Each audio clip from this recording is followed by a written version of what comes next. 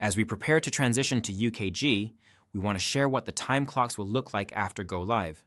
While the changes are minor, they will impact our frontline employees, and we want to make sure they are set up for success. Our current time clock screens have 8 buttons. One punch button along with additional action buttons for employees to use to review punches, view and approve time cards, view schedules, and for managers to log in to override punches and schedules.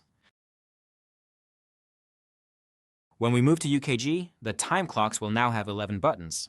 There will be 4 punch buttons, and employees should use these to punch at their designated shift and meal start and end times.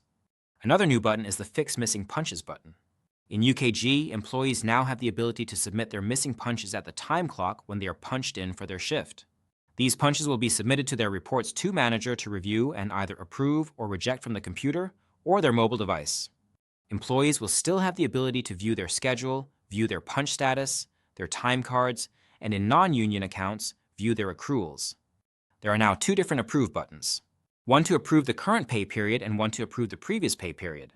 These were added to minimize confusion on when to approve. It is Sodexo policy that employees approve their time card.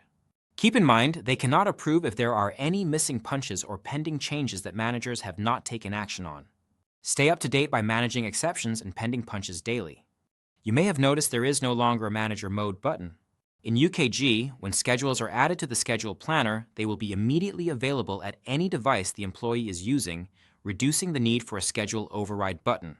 If an employee is attempting to punch in early, a prompt will come up asking if there needs to be a manager override. Managers will be able to enter their credentials to perform the punch override at that time. Another new function is that employees will now be able to use any time clock at any account as long as their schedule is accurate. This eases the pain when transferring employees to different accounts needing manual edits to their time cards. Employees will still be able to punch in up to 3 minutes before their scheduled start time, and there are no restrictions on punching in late or out late at the end of their shift. Punches must still be 30 minutes apart to ensure employees get their full meal break. Wow, I don't know about you, but these sound like great improvements to the time clocks to benefit both our frontline employees and managers. Be on the lookout as we get closer to go live on further information and handouts to hang up at your unit to teach your employees about these changes.